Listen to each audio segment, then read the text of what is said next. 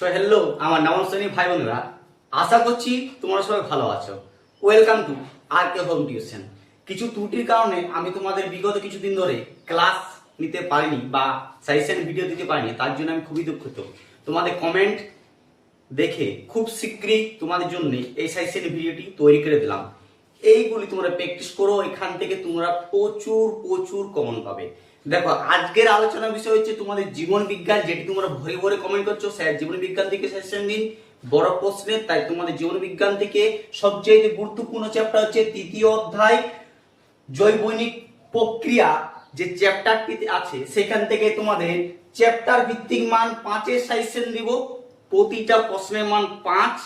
দ্বিতীয় পর্যায়ক্রম মূল্যায়ন অর্থাৎ সেকেন্ড ইউনিটের জন্য আজকের এই ভিডিওটি তোমার জন্য সেরা হতে চলেছে।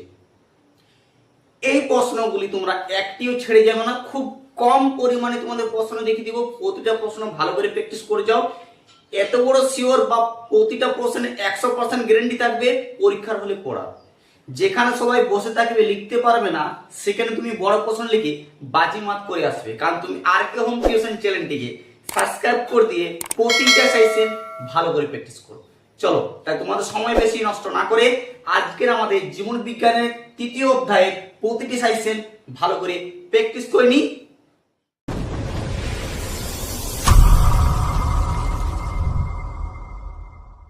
দেখো, নবম শ্রেণী তোমাদের প্রথম চ্যাপ্টার যে অধ্যায়টি আছে সালাদ সংশ্লেষ, সেখান থেকে মাত্র দুটি প্রশ্ন দেখিয়ে দিচ্ছি। দুটি প্রশ্ন চোখ বন্ধ করে প্র্যাকটিস করো আরামসে। প্রথম অধ্যায় থেকে তোমার মান 5-এ একটি প্রশ্ন পেতে চলেছো, নিশ্চিন্তে থাকো।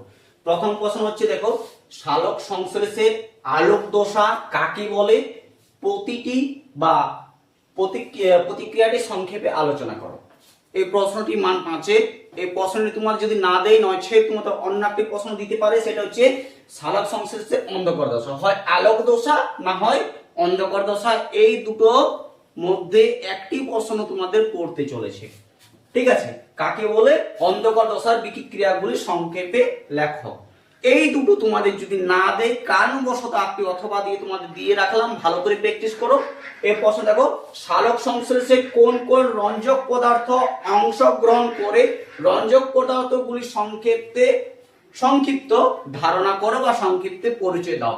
এই যে তিনটি তোমাদের দিলাম, এই তিনটি ভালো করে তোমরা প্র্যাকটিস করো। সালোক সংশ্লেষ যে অধ্যায়টি আছে এখান থেকে, পরবর্তী অধ্যায় থেকে তোমাদের আরো দেখে দিচ্ছি। প্রতিটা প্রশ্ন ভালো করে প্র্যাকটিস করো, এখান থেকে তোমরা সেকেন্ড সাবজেক্টে প্রতিটা প্রশ্ন মিলে যাবে। আর হ্যাঁ, তোমাদের এত কষ্ট করে এত সব কিছু করে তোমাদের সাজেশন তৈরি করি, ভালো ভালো ভিডিও নিয়ে আসি, তোমরা কিন্তু সাবস্ক্রাইব করো না, লাইক করো না, বন্ধুদেরকে শেয়ার করো না। এইসব কিন্তু একটু করো, আমাদেরও একটু ভালো লাগে যে হ্যাঁ আমাদের কথাগুলো তোমরা শুনছো, তাই তো তোমাদের কথাগুলো শুনতে বেশি আমাদের ভালো লাগে। তাই অবশ্যই চ্যানেলটিতে নতুন হলে সাবস্ক্রাইব করতে ভুলো না। সাজেশনগুলো ভালো লাগলে বন্ধুদেরকে অবশ্যই শেয়ার করে জানাও, আর বেল আইকন অবশ্যই প্রেস করে রাখবে, কারণ যখনই আমি পরবর্তী ভিডিও ছাড়বো সর্বপ্রথম নোটিফিকেশনের মাধ্যমে তুমি পেয়ে যাবে। আর ভিডিওটা একটু বড় হতে পারে, ভালো করে ধৈর্য সহকারে দেখবে, কেটে কেটে দেখো না, তাহলে বুঝতে পারবে না, বুঝতে খুবই অসুবিধা।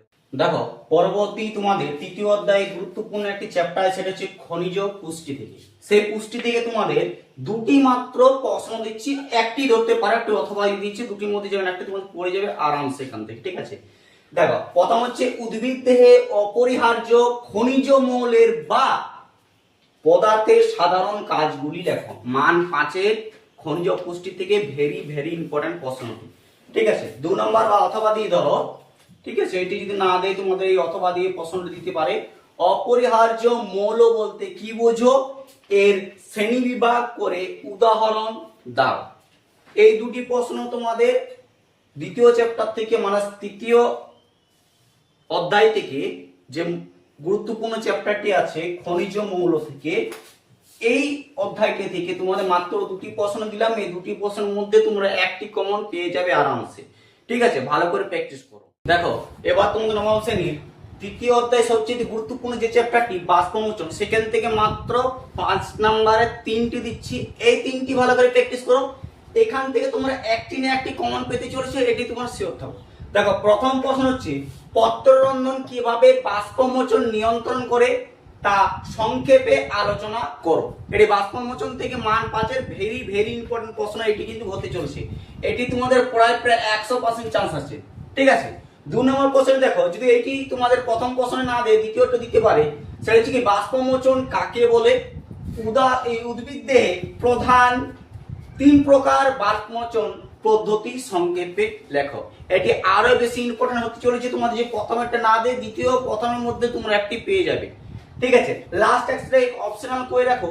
এই প্রশ্নটি প্রায় গত বছর বা তার গত বছর প্রশ্নতে আমি দেখেছি অনেক বিভিন্ন স্কুলে প্রিন্ট হতে, ঠিক আছে। তাই প্রশ্নটি ভালো করে প্র্যাকটিস কর। কি আছে? বাষ্পমোচন হার নিয়ন্ত্রণকারী শর্তগুলি সংক্ষেপে লেখো। এই প্রশ্নগুলি একটু তোমাদের ঘুরিয়েও দিতে পারে, কিন্তু দিবে, ঠিক আছে। এই 3টি প্রশ্ন বাষ্পমোচন থেকে প্র্যাকটিস করো, এর বাইরে তোমাদের কোনো সাজেশনের প্রয়োজন নাই। বাষ্পমোচন থেকে যদি কোনো প্রশ্ন দেয় এই 3টির মধ্যে তোমরা যে কোনো একটি পেয়ে যাবে, এটি কিন্তু গ্যারান্টি থাকলো। দেখো এবার যে তোমাদের চ্যাপ্টারটা হচ্ছে জীবন বিজ্ঞান তৃতীয় অধ্যায় সবচেয়ে গুরুত্বপূর্ণ চ্যাপ্টার, সেটা হচ্ছে জল, খনিজ পদার্থ, খাদ্য ও গ্যাসের পরিবহন থেকে। এখান থেকে মান 5-এর যে সাজেশনগুলো দিচ্ছি, যে প্রশ্নগুলো দিচ্ছি, সেই প্রশ্নগুলা এখান থেকে প্র্যাকটিস করো। এই অধ্যায় থেকে তোমাদের যেমনই প্রশ্ন দেখ এর বাইরে পড়বে না, এটি কিন্তু তোমার শেয়ার থাকো। দেখো প্রথম প্রশ্ন হচ্ছে অবিস্রাবণ কাকে বলে বা অবিস্রাবণের বৈশিষ্ট্য লেখো। ভেরি ভেরি মোস্ট ইম্পর্টেন্ট প্রশ্ন, ঠিক আছে। 2 নম্বর প্রশ্ন দেখো, উদ্ভিদে কোষ থেকে কোষের পরিবহনে ব্যাপনের ভূমিকা ব্যাখ্যা করো। এটিও তৃতীয় অধ্যায় থেকে মান 5-এর ভেরি ভেরি মোস্ট ইম্পর্টেন্ট প্রশ্ন। দেখো 3 নম্বর প্রশ্ন হচ্ছে সংক্ষেপে উদ্ভিদে কিভাবে খাদ্য পরিবহন ঘটে তা আলোচনা করো। এই 3টি প্রশ্ন ভালো করে লিখে নাও। এই 3টি প্রশ্নের মধ্যে আশা করছি তোমরা কমন পেয়ে যেতে পারো। আর এক্সট্রা 2টি প্রশ্ন দেখে দিচ্ছি, তা যাতে না কোনো রকমই তোমাদের কোশ্চেন মিস না হয়। দেখো 4 নম্বর প্রশ্নটি সবচেয়ে বেশি গুরুত্বপূর্ণ। কি হচ্ছে? রসের উৎসর্গ কাকে বলে বা রসের উৎসর্গের জন্য দায়ী বলগুলি সংক্ষেপে বা সম্পর্কে সংক্ষেপে ধারণা দাও বা আলোচনা করো। মোস্ট ইম্পর্টেন্ট প্রশ্ন মান 5-এর। দেখো 5 নম্বর প্রশ্ন হচ্ছে এই তৃতীয় চ্যাপ্টার থেকে তোমাদের খনিজ তার বোঝা বাসপান থেকে এটি থেকে তোমাদের 5 নম্বরে মাত্র 5টি দিচ্ছি। এই 5টি প্র্যাকটিস করো, এর বাইরে তোমাদের প্রশ্ন আসবে না, এটি তোমার সেট থাকো। দেখো সক্রিয় পরিবহন কাকে বলে বা সক্রিয় পরিবহন পদ্ধতি সংক্ষেপে সংক্ষিপ্ত ধারণ দাও। এই 5টি প্রশ্ন ভালো করে লিখে প্র্যাকটিস করো। এখান থেকে তোমরা যেমনই প্রশ্ন ঘুরিয়ে দেবে এখান থেকে তোমাদের একটি প্রশ্ন আসতে চলেছে, এটি তোমরা নিশ্চিত। দেখো তোমাদের জীবন বিজ্ঞানের আরেকটি অধ্যায় শ্বসন। এই অধ্যায়টি তোমাদের তৃতীয় চ্যাপ্টার বা তৃতীয় অধ্যায়ের মধ্যে সেকেন্ড ইউনিট টেস্টের সবচেয়ে গুরুত্বপূর্ণ অধ্যায় হতে চলছে। এই অধ্যায় থেকে প্রায় প্রতিবারে কিছু না কিছু প্রশ্ন দেয় মান 5-এর, তাই এবারও দিতে চলেছে। কোন কোন প্রশ্নগুলি দিতে চলেছে তোমার স্ক্রিনে দেখতেই পাচ্ছ, তারপর প্রশ্নগুলি পড়ে দিচ্ছি, ভালো করে তোমরা নোট ডাউন করে নাও। দেখো ক্রেবস চক্র কাকে বলে বা ক্রেবস চক্র সংগঠিত জৈব রাসায়নিক বিক্রিয়াগুলি ছকের মাধ্যমে বর্ণনা দাও। এটি তোমাদের ভেরি ভেরি বা মোস্ট ইম্পর্টেন্ট প্রশ্ন হতে চলেছে। এটি তোমাদের মান 5-এর আসতে চলেছে, এটি তোমরা শিওর থাকো, ঠিক আছে। দেখো 2 নম্বর প্রশ্ন হচ্ছে গ্লাইকোলাইসিস কাকে বলে বা গ্লাইকোলাইসিস পদ্ধতিটি সংক্ষেপে বর্ণনা করো। মারাত্মক ইম্পর্টেন্ট প্রশ্ন 2 নম্বরটি। 3 নম্বর লাস্ট এই শ্বসন অধ্যায় থেকে সবাত শ্বসন কাকে বলে, এটি কোষের কোথায় ঘটে, এই প্রক্রিয়া সংক্ষেপে আলোচনা করো। শ্বসন যে অধ্যায়টি যাচ্ছে, অধ্যায়টি গুরুত্বপূর্ণ চ্যাপ্টার, তোমাদের তো বললাম এখান থেকে মাত্র 3টি দিলাম, 3টি প্রশ্ন লিখে নাও। এই 3টির মধ্যে থেকে তোমাদের যে কোনো একটি পেতে চলেছে, এটি তোমরা নিশ্চিন্তে থেকো। দেখো নবম শ্রেণী জীবন বিজ্ঞানের তৃতীয় চ্যাপ্টার থেকে আরেকটি অধ্যায় হচ্ছে পুষ্টি।